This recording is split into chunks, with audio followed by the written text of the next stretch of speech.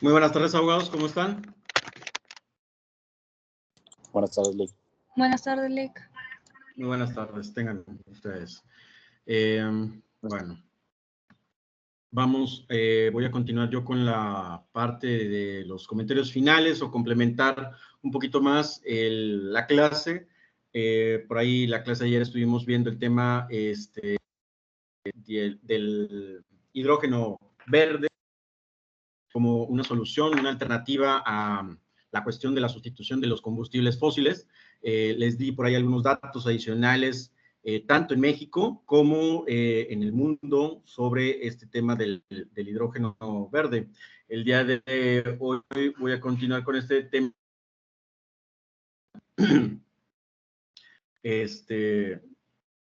Para hacer su explicación. En lo que se integra el resto de los compañeros, voy a proyectarles aquí un corto sobre el tema de la biomasa, cómo se utiliza, de dónde se obtiene, ¿sí? Y este proceso de la energía, que es bastante útil, como les comenté en alguna ocasión anterior, adicional a erradicar o combatir el problema de la contaminación, pues estamos generando energía eléctrica de una manera responsable, con el tema de la basura. Entonces, vamos a ver. El video dura 8 minutos. Voy a apagar yo mi cámara y micrófono para poder que haya un mejor funcionamiento con la transmisión del video. Y por favor, pongan atención.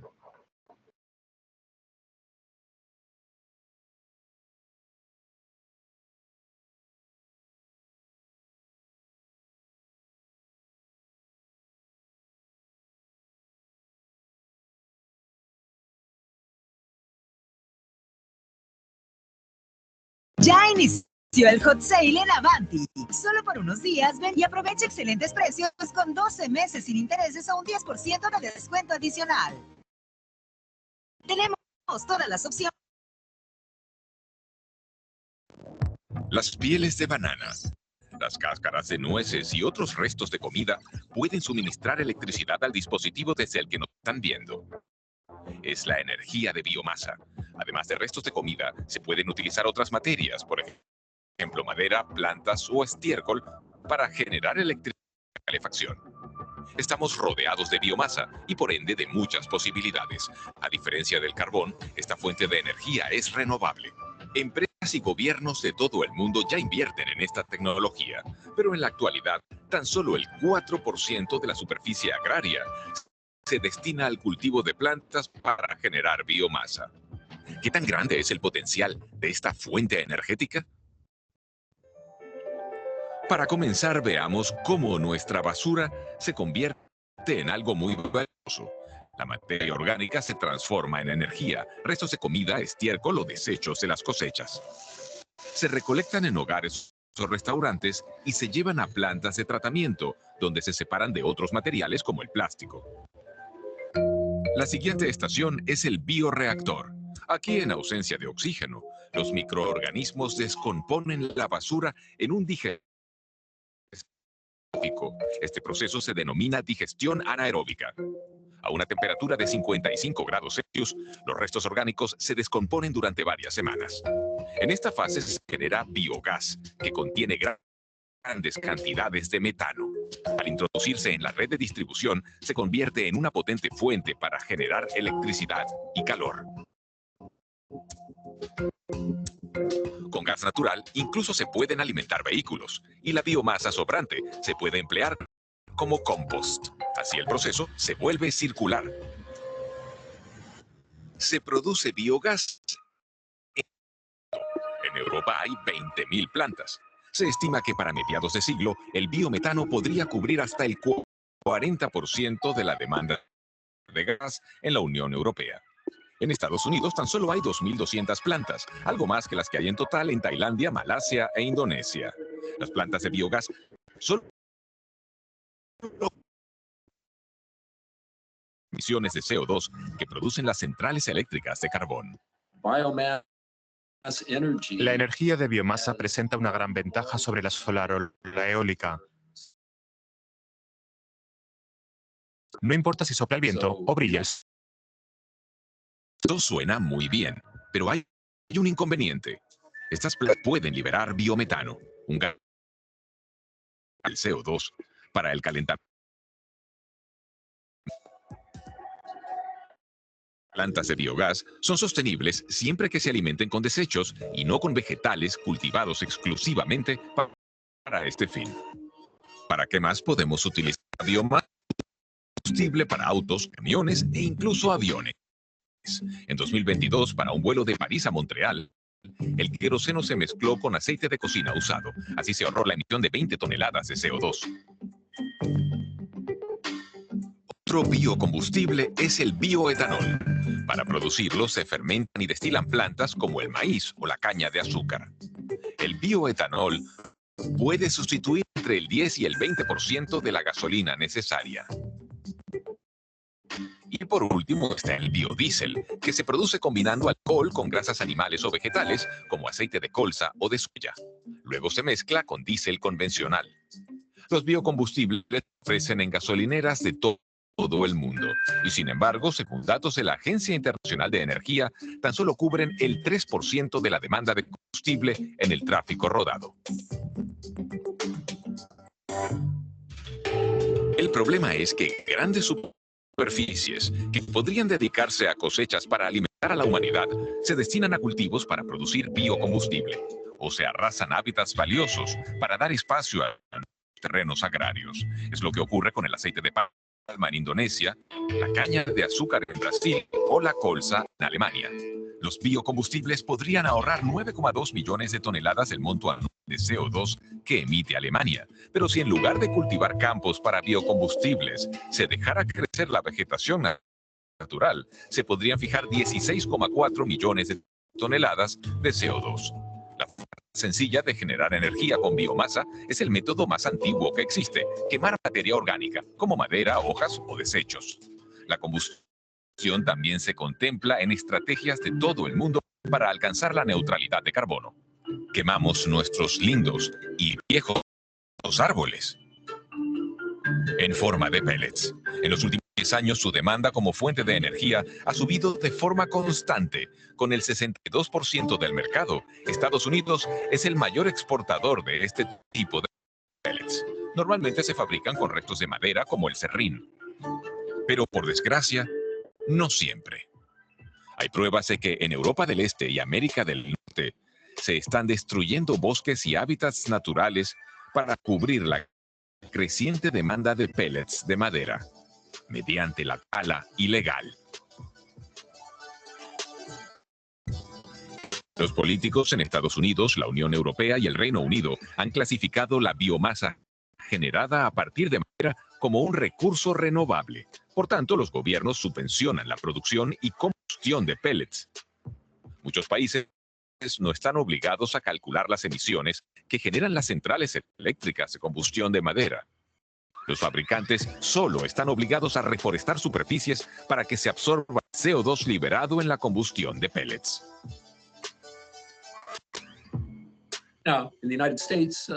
En Estados Unidos, según el estado, se plantan entre 2 y 4 árboles por cada árbol que se tala. Pero son así. Son pinos diminutos. Científicos como Steve Kelly sostienen que si la combustión de madera sustituye al carbón, supondrá un aumento directo del CO2 en la atmósfera. Un estudio reveló que deben pasar más de 10 años hasta que los árboles reforestados son capaces de absorber la misma cantidad de CO2 que los que se talaron previamente. Los árboles viejos absorben más CO2, es decir, algunos bosques son más importantes que otros para combatir el cambio climático, pero por desgracia son estos los que se talan y se destinan a biomasa. La biomasa, una alternativa que a primera vista parece mejor de lo que realmente es. Sustituir el carbón por la combustión de madera no es la solución. Aunque esta proceda de explotaciones forestales sostenibles o desechos como el serrín, se siguen generando emisiones. Sin Sin embargo, los restos de madera se pueden descomponer en una planta de biogás y productos orgánicos como pieles de banana pueden contribuir a crear un proceso circular. Tiene sentido, pero solo cubre una pequeña parte de la demanda mundial de energía.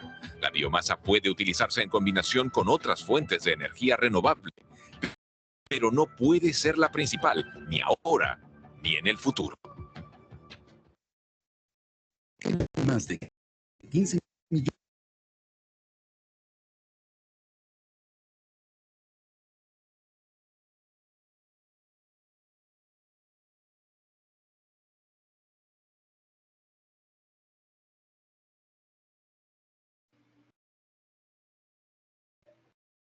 Ya en el tema importante de la biomasa, como lo menciona el video y se los había comentado anteriormente, al igual que todos los procesos energéticos tienen sus pros y sus contras, hay riesgos, hay responsabilidades ambientales, y tal es el caso de esta propuesta energética que es el de la biomasa. El problema, al igual que con el hidrógeno, que se necesita, por ejemplo, también de electricidad para poder llevar a cabo el proceso de la electrólisis, aquí en la biomasa estamos ante también la producción de bioetano. Este bioetanol, que sería mucho más peligroso incluso que el metano, si se libera de los, si este escapa en el proceso de la generación de gases para, obviamente, mover las turbinas y generar electricidad. Por ahí recientemente el periódico El Universal publicó una nota del día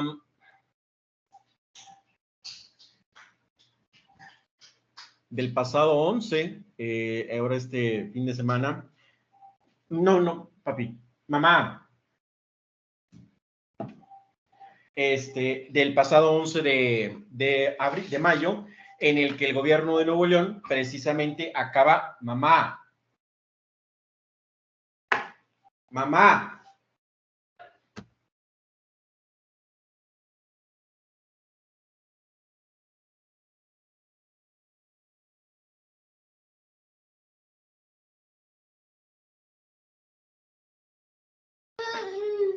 ahorita, papi, perdón, el pasado 11 de mayo, el gobierno de Nuevo León, por ejemplo, llevó a cabo la inauguración de un nuevo centro de reciclaje.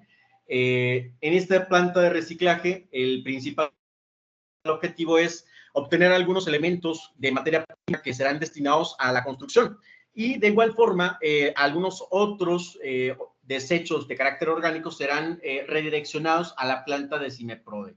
Esta planta, por ejemplo, cuenta con la firma de un convenio de desarrollo de sostenibilidad entre algunas de las principales constructoras en el norte del país, y por el otro lado, el gobierno del estado pues anunció que una de las estrategias en el desarrollo sostenible del estado es la creación de un fondo de 1,000 millones de pesos con recursos propios del estado, con la finalidad de apoyar a los alcaldes en la labor de bacheo, es decir, que dinero que se vaya a generar con la venta de la materia prima para las distintas constructoras, pues el fruto de esta venta será destinado para los bacheos, para repavimentar las principales calles y avenidas que tenemos aquí en Nuevo León, ¿no?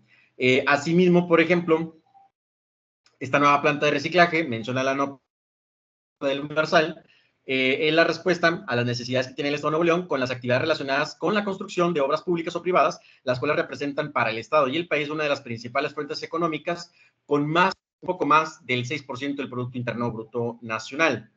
Se tiene estimado que la planta, por ejemplo, recibe y pueda reciclar alrededor de 400 toneladas al día de materiales de construcción, como blocks, etcétera, y algunos otros de carácter orgánico, para redirigirlos a Cimeprode y llevar a cabo aquí en este caso algún proceso similar al de la biomasa. Es de mencionar, por ejemplo, que en el caso de la planta de Cimeprode, que es una de las más nuevas que hay en el país, en cuanto al tema de la biomasa. Esta planta, en su inicio, fue financiada con recursos del gobierno norteamericano. Y la energía eléctrica que se produce aquí completamente se destina a la movilidad del metro de la ciudad de Monterrey. Entonces, estamos al menos un poco tranquilos en el que el metro de Monterrey pues, es sostenible, ¿no? Y pudiéramos mencionar que este es un ejemplo de un proyecto un proyecto de administración y gestión de proyectos energéticos. Ya en el terreno propiamente de la biomasa general, el desarrollo de cualquiera de las actividades económicas como la producción y el consumo de bienes y servicios generados en el país y que estos generan residuos, los cuales, por ejemplo, no se gestionan de una manera adecuada, solo serán percibidos como meramente basura o desechos, que en la mayoría de los casos tienen repercusiones muy graves. La salud es uno de ellos. No solamente en la cuestión también medioambiental, sino en el de la salud pública. Para promover aquí la gestión adecuada de los residuos en el país, pues se ha desarrollado un marco normativo amplio que incluye, espero y esta ley lo hayan visto en la materia de Derecho Ambiental Nacional e Internacional del semestre pasado, porque se crea esta ley, que no es una ley de reciente creación, ya tiene su tiempo, la Ley General para la Prevención y Gestión Integral de los Residuos, y diversos instrumentos de política pública que se han implementado en el país, con el Programa Nacional para la Prevención y Gestión Integral de Residuos, y del mismo carácter, hay programas a nivel estatal y municipal. Pues en el país se ha firmado los acuerdos, incluso acuerdos internacionales correspondientes para manejar los residuos y sustancias químicas de prioridad global. Completamente así, la gestión integral, dando un paso más a esta gestión integral de carácter pues, nacional, ¿no? A pesar de estos avances, en el país representa un reto muy importante relacionados tanto con la adecuada gestión de los residuos generados como con su reducción, y su disposición final de manera adecuada. Actualmente, el país genera un poco más de 44 millones de toneladas anuales de residuos y espera que este número alcanza hasta los 65 millones de toneladas para el 2030, según datos de la Semarnat. Si la tendencia sigue así, prevaleciendo todavía la disposición final de estos residuos en tiraderos a cielo abierto o en rellenos sanitarios, que con frecuencia operan de manera ineficiente y generan impactos importantes en la salud y el ambiente, pues estaría desaprovechando un área muy importante en el país, un área de gran potencial energético, ¿no? Tenemos además el problema del cambio climático que lo hemos venido tocando a lo largo del semestre. En 2015, México emitió alrededor de 683 millones de toneladas de dióxido de carbono, que representan aproximadamente el 1.38% de estas emisiones mundiales, siendo el sector residuos responsable del 7.9% de las emisiones totales en el país. Es decir, de este 1.38% que México emite de dióxido de carbono al globo, al medio ambiente, ya obviamente representando los porcentajes de cada nación, bueno, pues ya si lo vemos como este 1.38 siendo nuestro 100%, el 7.9% de este 1.38 son emisiones totales de residuos que representan aquí en el país, de las emisiones mundiales. Bueno, ahora, a nivel mundial, el agotamiento de las fuentes de estos depósitos de combustibles fósiles, el cambio climático, han promovido la creciente búsqueda e implementación precisamente de estas fuentes de energía renovable. Una de ellas, pues, es la de la bioenergía.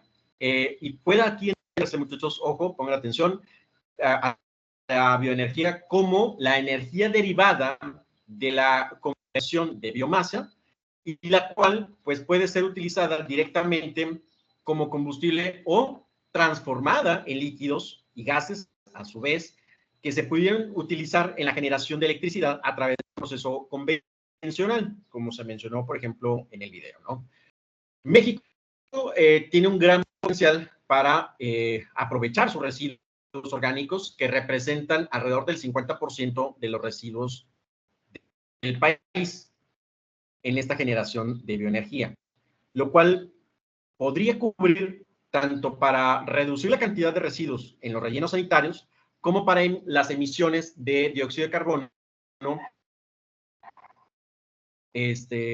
que se emiten al planeta.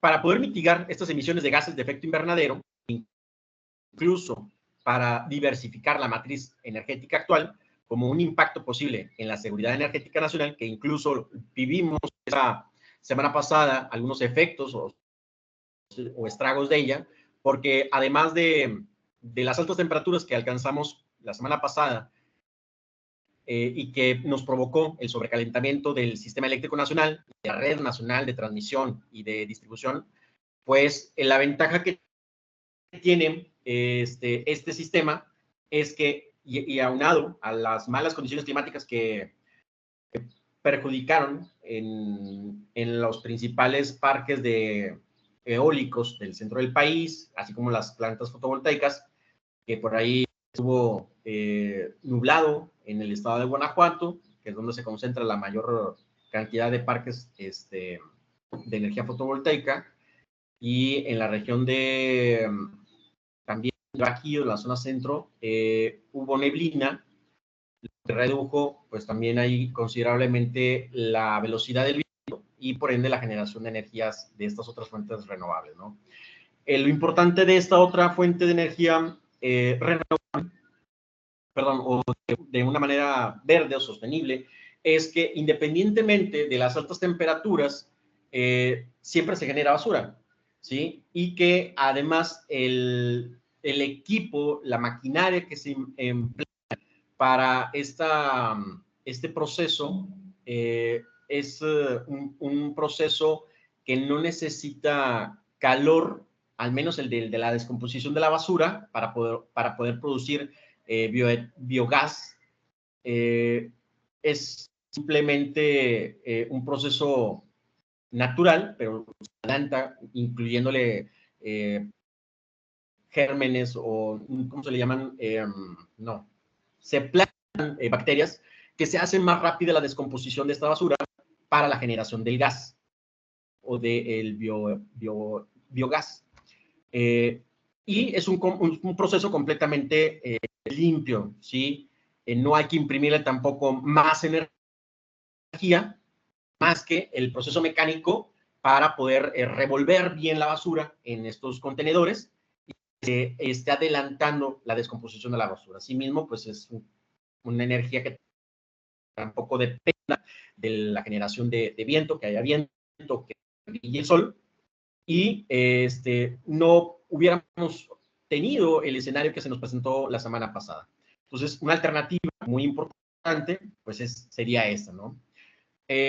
Al cierre del 2016, el sistema de información energética del país tenía registradas 75 plantas de bioenergía y se preveía que entre el 2017 y 2031 se construyeran 36 nuevas plantas más, lo cual implicaría un incremento del 6.3% anual de la capacidad de generación eléctrica de bioenergía, incorporando combustible proveniente del biogás, el bagazo de la caña de azúcar, del mismo bagazo de la caña de maíz, del frijol, entre otras plantas que pueden ser también destinadas a la producción del biogás o de la biomasa, ¿no?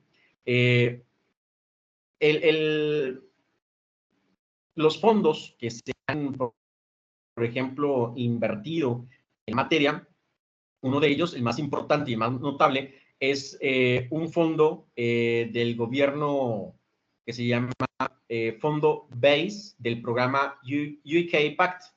Es decir, es un programa del Reino, es un programa de apoyo financiero para la generación de biomasa del gobierno británico, en el cual, por ejemplo, este fondo busca principalmente embozar un panorama del complejo escenario de los residuos orgánicos en el país, pero que también uno de los múltiples beneficios que se pueden derivar de su manejo adecuado y de su potencial para convertirlos en energía, pues es el objetivo de brindar información relevante a tomadas ciertos puntos o de ciertos residuos o desechos de rellenos sanitarios para combatir también el problema del calentamiento global, de las emisiones de gases de efecto invernadero e incentiva, en este caso, por ejemplo, el gobierno mexicano, a cambiar, a fortalecer la legislación y las políticas públicas en la materia.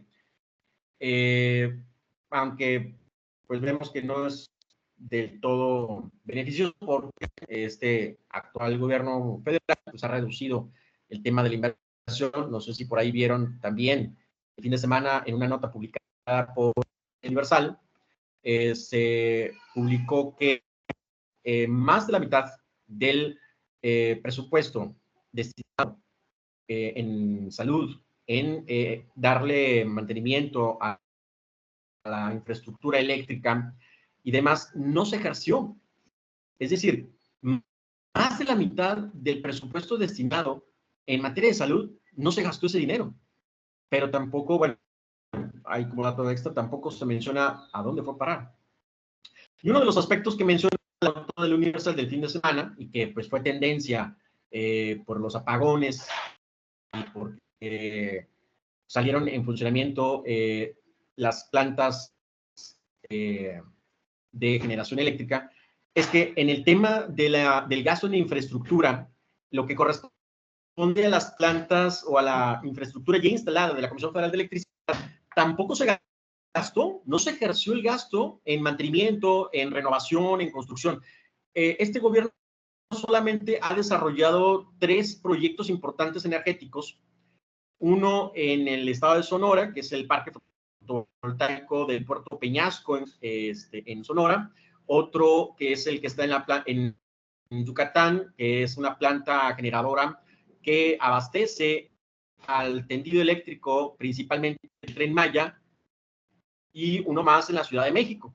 De ahí en fuera, no hay proyectos o programas energéticos relevantes, de tal manera que pues, sufrimos por ahí los estragos, ¿no?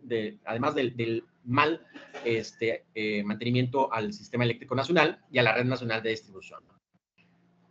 Continuando con este tema, los residuos en México se definen por la propia Ley General de Residuos, la Ley General de Protección, Gestión Integral de Residuos, como aquellos materiales o productos cuyo propietario o poseedor desecha y que se encuentren en un estado sólido o semisólido, o son un líquido o gas contenido en un recipiente o depósito y que pueden ser susceptibles de ser valorizados o requieren sujetarse de un tratamiento o disposición final. De acuerdo con esta característica y sus orígenes, los residuos en México se clasifican en 3 grupos principales. ¿Cuáles son estos 3 grupos principales de los residuos que pueden ser aprovechados para la biomasa? Bueno, el primero de ellos es el de los residuos sólidos urbanos, el segundo es el de residuos de manejo especial y por último tengo el de residuos peligrosos. En la primera categoría tengo que son los generados por las casas de habitación, que resultan de la eliminación de los materiales que se utilizan de manera diaria, de sus actividades domésticas, de los productos de consumo y los envases, embalajes o empaques y los residuos que provienen de cualquier otra actividad dentro de los establecimientos o en la vía pública que generan estos residuos orgánicos.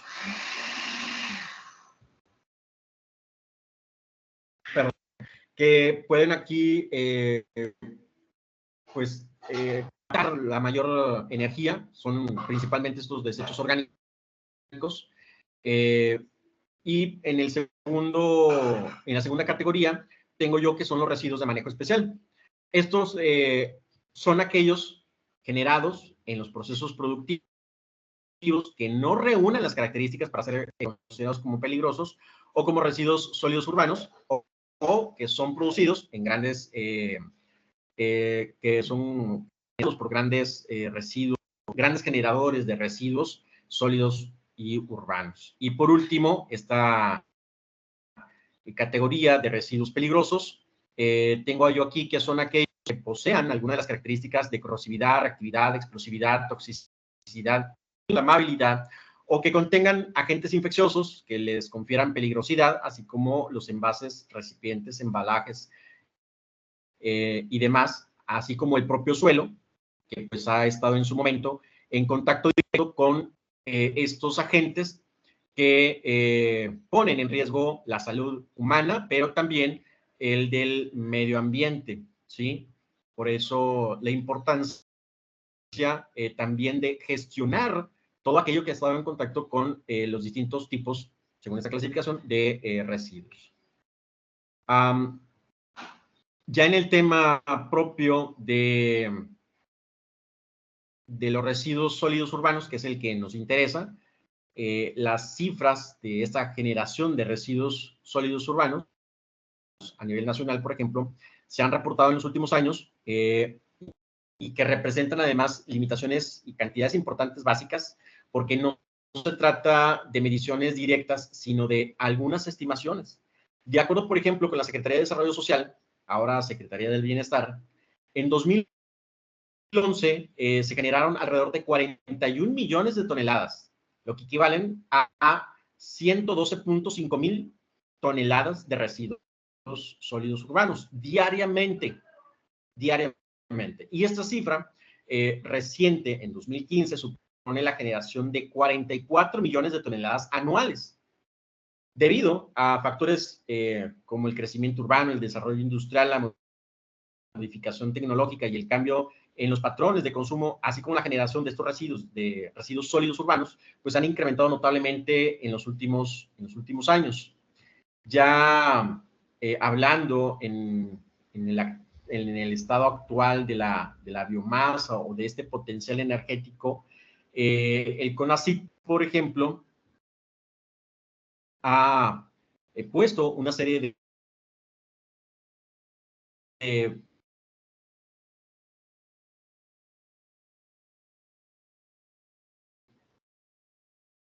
energía.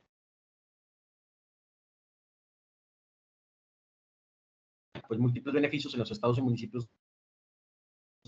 En este caso, por ejemplo,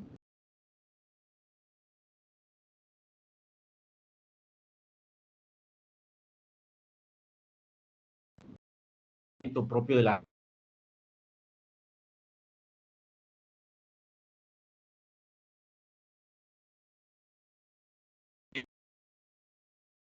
entre los diversos frentes a la inmensa crisis petrolera y el daño colateral que es el calentamiento global.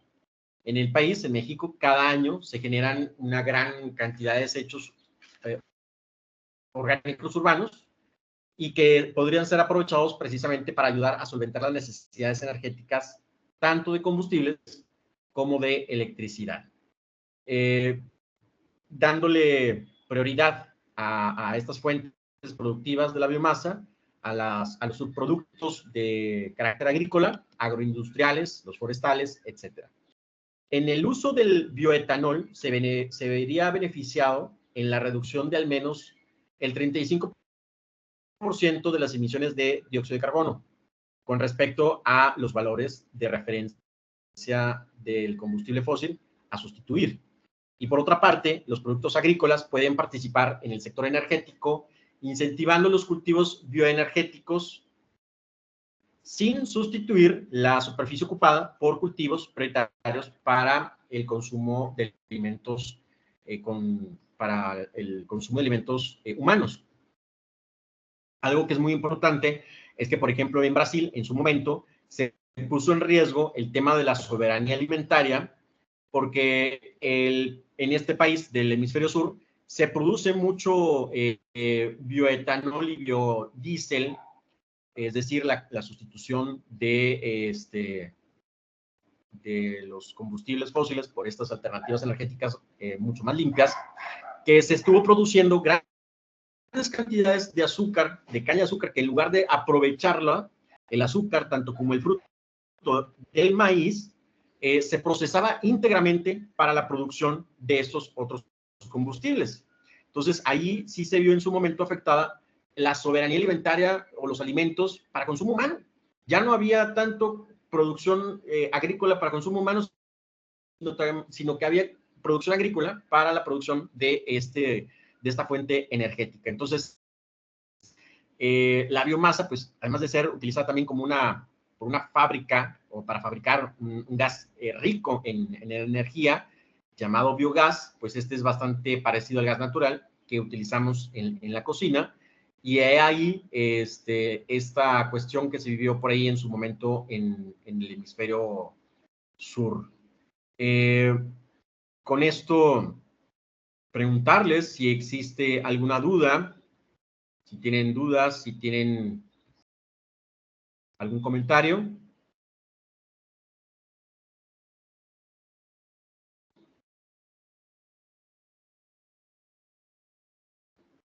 Bueno, en caso de no existir, le dejamos aquí y nos vemos la próxima clase, muchachos. Que tengan buena tarde. Hasta luego.